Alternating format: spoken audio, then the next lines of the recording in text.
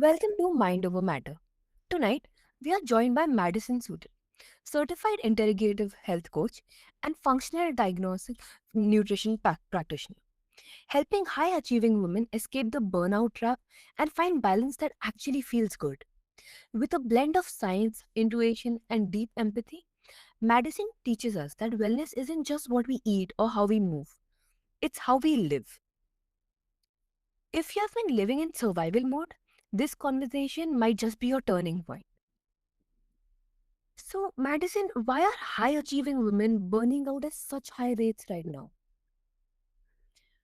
I feel like there are so many answers to that question, but what I can say just based off of my own experience and the women that I've worked with is it's this need to be everything to everyone.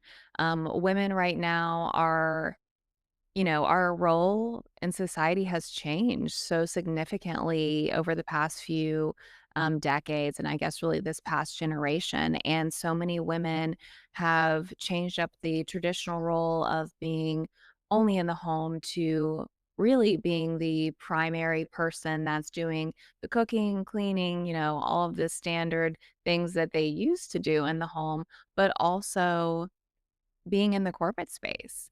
So women, I think to like summarize it, I guess if I would give like the primary reason, it's because women have taken on this new role and really dove headfirst into the corporate space, but they're still doing all of the tasks that women that are stay-at-home moms are doing, and it is just absolutely burning them out, and it causes them to put themselves last, and all of, their family, their coworkers, everybody else's needs before their own. Mm-hmm. Absolutely. So, is it purely lifestyle, or are we dealing with deeper systematic or emotional patterns too?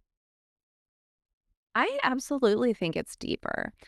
I mean, just going off of my personal experience, I was in the holistic health space for I've probably been in this space for about 15 years now. And I was eating well, I was exercising, made sure my living space was clean. I was very, very deep in the holistic, or at least physically holistically healthy lifestyle. But I still suffered severely from insomnia, anxiety, and I ended up having a complete nervous system shutdown. And it had nothing to do with eating well and exercising and doing those things that we think about. Obviously, those were important, but what really did it for me was operating every day in a world that is built for this masculine energy and holding myself at such a high level of perfection because I felt imposter syndrome or I felt like I had to show up to every single meeting being perfect. And I don't even have children. It's significantly worse for women that are moms and really, caregivers as well as being in the corporate space. So while the standard holistic practices and eating well lifestyle is super critical, and that helps reduce chronic conditions. It helps reduce burnout. I think the answers are much, much deeper than just what you eat and how you move your body.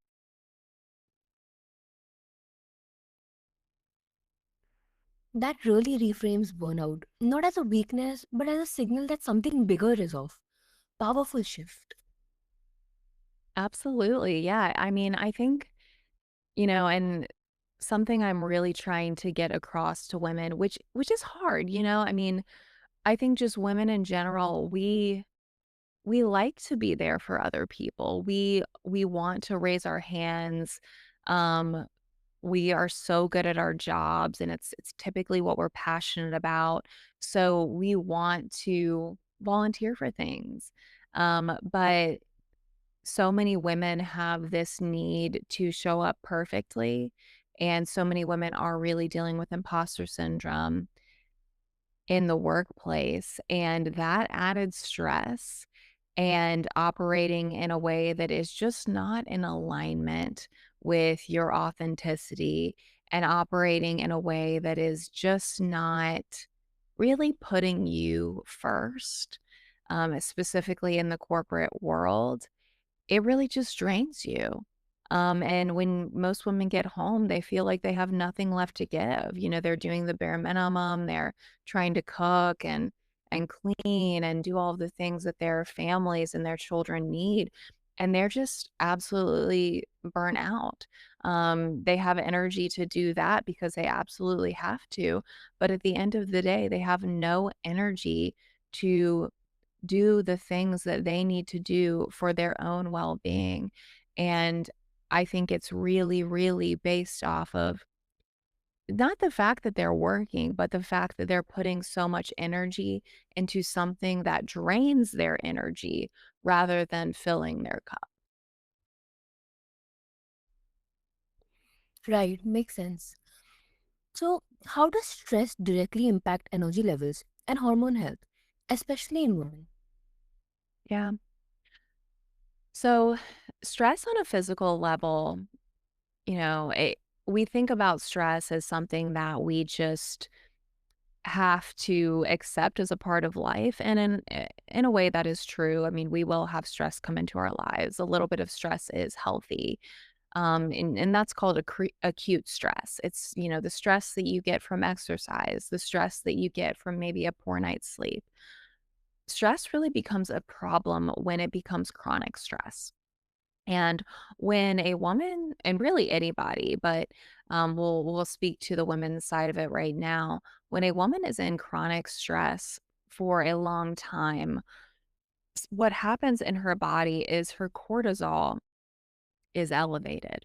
And cortisol is a hormone that is used to sort of, or it's really activated when there are external forces that are causing stress on our body. And as a defense mechanism, cortisol is positive. We want cortisol to rise in the morning. We want it to rise when we need to respond to stress. But when it stays in this elevated state, it causes other hormones and other systems to shut down. Cortisol being the hormone and sort of that mechanism that is supposed to protect us from outside invaders. Let's say, like, a bear is chasing you. Um, when that happens, it's the most important thing. Being protected by something that is physically trying to harm your body becomes your body's primary concern because it could result in something really bad happening to you. So it's really a survival mechanism. But this survival mechanism, it shuts down your sex hormones because there's no need to procreate when you are trying to fight off something that is trying to harm you. It also does things like disrupts your ability to balance blood sugar. It disrupts your insulin resistance. It disrupts your rest and digest system and a whole host of other things. Being in this chronic state of elevated cortisol or this chronic state of stress can really shut down your circadian rhythm and impact your ability to sleep. It can shut down your ability to digest food properly. So it creates this really negative cascading physical effect in your body. And so that's one of the primary things I really try to teach my clients and educate people on is stress is not just something that is happening in your brain. It's not something that you just feel temporarily. When you are in this heightened state of stress for a long period of time, it actually physically starts shutting down things. And a lot of women where this starts is with your hormones. And once it shuts down your hormones, they start seeing the physical impacts of that. And a big one for a lot of women is the inability to lose weight.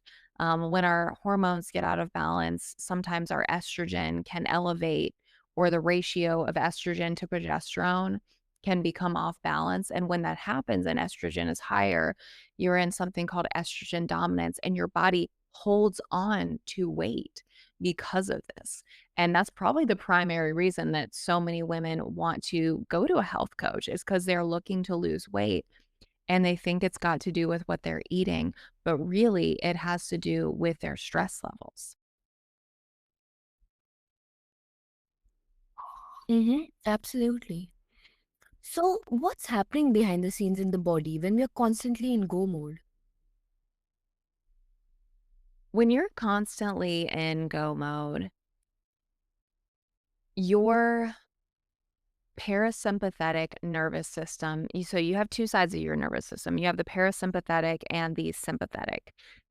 The sympathetic nervous system is your fight, flight, or freeze.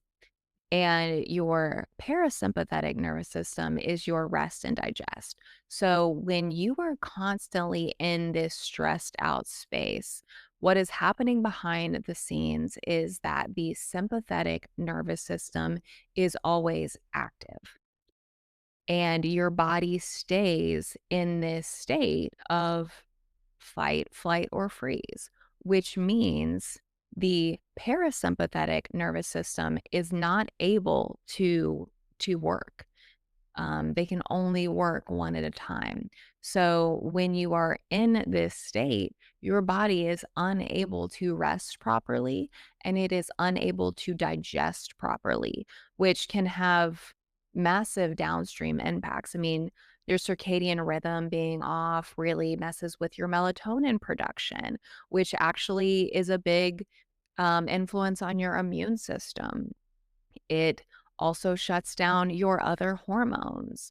So many women that come to me have issues with heavy periods and infertility. And that is a large part of that sympathetic nervous system always being activated. And then, of course, digestion. That's just such a huge topic. Everybody knows at this point that, or most people know that your gut houses so much of your immune system, and it is such a large influence on your overall health. So that not working properly wreaks havoc on your body.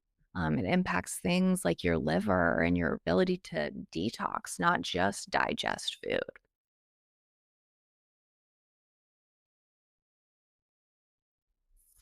You're making the invisible visible. It's not just tired, it's physiologically depletion, right? Right. Yes. Mhm. So, you help women shift from survival mode to sustainable ease. Yes, that's correct. How do they even begin that process when they're already overwhelmed? It is hard. Honestly, I think most women I think the first few like sessions, the first month is the hardest because we are in a society that glamorizes stress. I was one of those individuals. I thought that I was just stronger than other people because I could handle the stress and I could fight through the insomnia.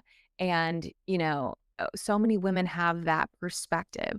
They feel like they are doing the strong thing and they are doing the right thing by pushing through stress. So, how I start the process is largely by educating them. You came to me because you are lacking in energy and you're not sleeping well and you've gained a lot of weight and you're trying to eat better but it's not working. So I try to educate them on the fact that maybe it's not their diet that is causing them to feel poorly. Maybe it is the stress that they have in their life. And starting by just educating them and letting them know what the physical impacts of stress are starts to get them at least to think about stress in a slightly different way. They start to think of stress as a signal rather than just a part of life. So that's really the first part of the process. And then we really work on trying to find small ways to create space and time for them in their life. You know, one of the biggest things that I hear is, I don't have any time. I don't have any time. I don't have any time. And while so many of them are really, really busy, There are oftentimes small things that we can do to, I call it, just create space for them in their own life. So I look for those small areas, and that's different for everybody. For so many women, they have such a hectic morning. So how can we build in a little bit of space and time for you, maybe after you drop the kids off? How can we put something positive into your morning drive to work? Or how can we build in some mindfulness midday, after lunch before you have to get back to your desk or before you have to get back to your errands? Or maybe how can we build in this time at night, just for a few minutes after you put the kids down? So for each woman, the beginning of this looks different. um, I always wanna make sure that they're doing the right physical things and actually taking care of their physical body, because that does impact your energy levels, that does impact your stress and your just overall well-being. But the first step is just, where can we find space and create space for you in your day-to-day? Right, absolutely. So, what's one small thing someone can do today that will begin to shift that internal state? Mm. My biggest suggestion is to wake up and sort of do a quick assessment. And with this assessment, the end goal is to ask yourself, what do I need today? And the way that this looks for me is typically after I wake up, I assess how I feel. I assess, did I sleep well last night? Do I feel good this morning? Like, that's the biggest thing for me. How do I feel when I wake up in the morning? And if the answer is, I feel really great, I feel rested, awesome. Then I start thinking about, okay, is my day busy today? Do I have a webinar? Am I doing a client presentation? Is my day going to be stressful? And if the answer is yes, my day is going to be stressful. Yes, I do have a lot going on. Then I know what I need that day is probably to be very gentle with myself. I know that I do not need to add stress to my day by doing a heavy hit workout or trying to get to the gym for an hour.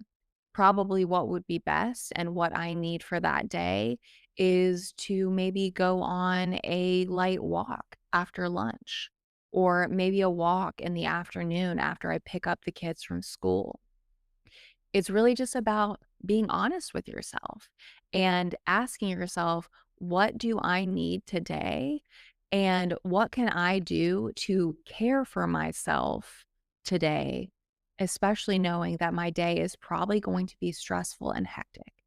It's helping women shift that mindset from what can I do for everybody else to what is one small thing that I can do for myself.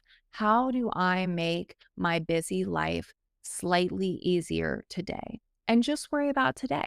You don't have to worry about the rest of this week. Just figure out, how can you make life a little bit easier, and how can you give yourself something that you need today? I love that. It's gentle, doable, and doesn't require an entire life overhaul to feel a shift. Yeah. Yep. Yeah, I always like making sure that we start small. Like, it's amazing once you start trying to make space for yourself. Really, it's that like initial push that is the hardest. But once you start trying to be a little bit more intentional and remind yourself how much better you feel, even when you take those 5 minutes, it often opens the door to you realizing, okay, maybe I actually have 30 minutes. Maybe I actually have an hour. Maybe I actually don't have to say yes to this event that I don't want to go to. So that's starting small is always the way to do it. And then expand from there. Right. So, What role does nervous system regulation play in stress resilience and long term well being? Yeah. So, nervous system regulation, at least from my experience, is about making your body feel safe. And it it really does tie into the stress piece of us.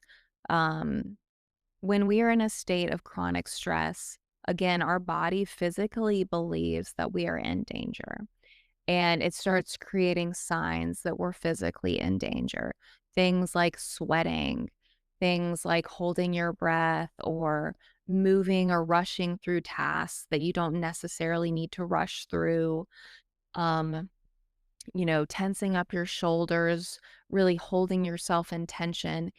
Your nervous system, it's really like what's physically happening in your body or a dysregulated nervous system is going to show physical signs of what's happening because of that stress. So, helping support your nervous system looks a lot like making yourself feel safe. A good example that I have is early on in my journey, I was at home. We were going out of town, so I felt like there was a lot that I needed to accomplish, and I was sitting there folding laundry. And I found that I was tensing my shoulders, I was holding my breath, I was sweating, and I wasn't doing a stressful task. I was just folding laundry. So for me in that moment, I was like, okay, this isn't a stressful activity. Let me just sit down. And I did a few quick breathing exercises just to kind of put my body back into that rest and digest state. A dysregulated nervous system means that you might have these physical symptoms of being under stress when you are not actually under stress. So it's noticing those signs. For me, it's sweating and heavy and holding my breath and moving quickly.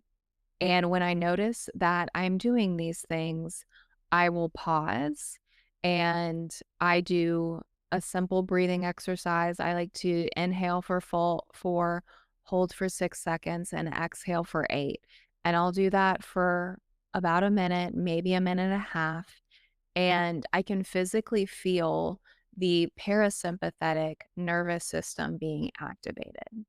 So to me, I'm taking a moment there. It only takes a minute and I'm signaling to my body that I am okay and that making sure that you start to bring in those actions or, take that initiative when you feel your body in stress is a great way to start healing your nervous system.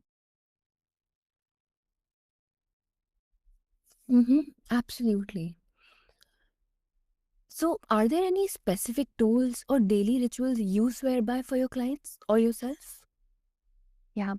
That 4-6-8 breathing is a really good one to start with.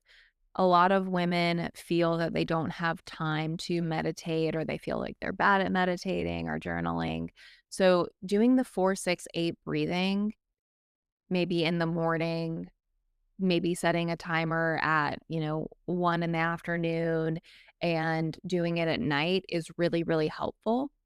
I also think something that's really good for women that are busy is trying to build breaks into your day. And during these breaks, I really encourage you to get on your feet and walk around. If you're working from home, maybe it means folding some laundry, doing some dishes, going for a walk around the cul-de-sac. If you're in the office, maybe it means getting up, going on a walk with a coworker, walking around the office, refilling your water.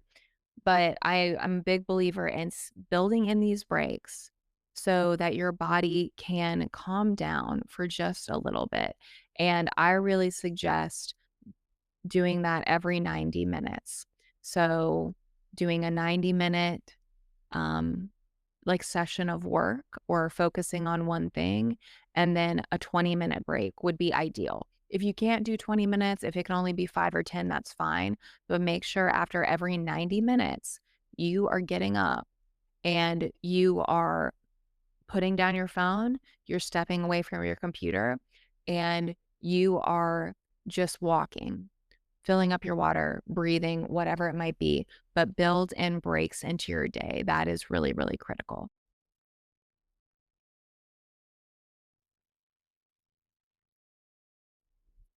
Mhm. It's empowering to know we can train our nervous system to support us, not sabotage us. So, what's your take on finding flow again? What does that actually look and feel like in real life? Yeah. A few months ago, had this idea of finding your flow come to me, and it just felt really good. For me, finding your flow is being aligned and feeling at peace and feeling fulfilled and happy in your own body. I think being in flow is when you truly feel holistically well.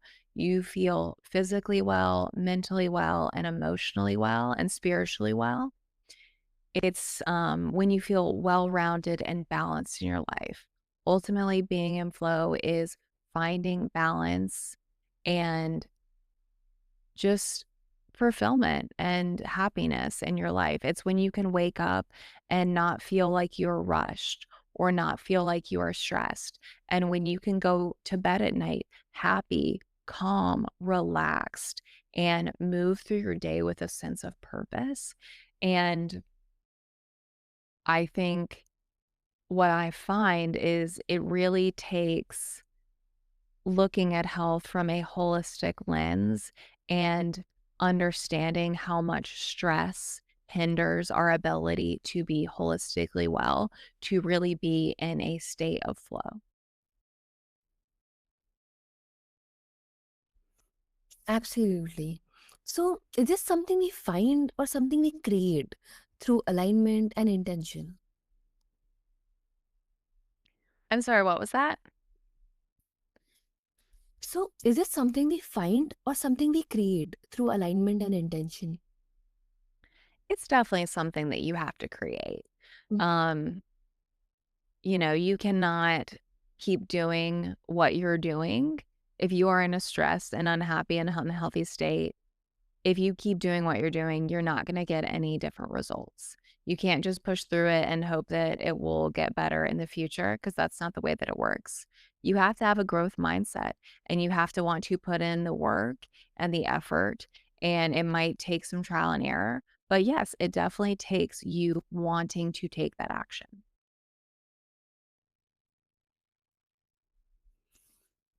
Flow sounds like the opposite of force, and that might be the medicine we all need right now. Yes, I agree. It is absolutely the opposite of force. Mhm. So, tonight, Madison reminded us that rest isn't an award, it's a requirement. Burnout doesn't mean you're broken, it means your body is asking for a new way. Regulate, restore, reclaim. You can feel like yourself again. And it starts with listening to what your body's been trying to say all along. So until next time, stay soft, stay steady. This is Mind Over Matter.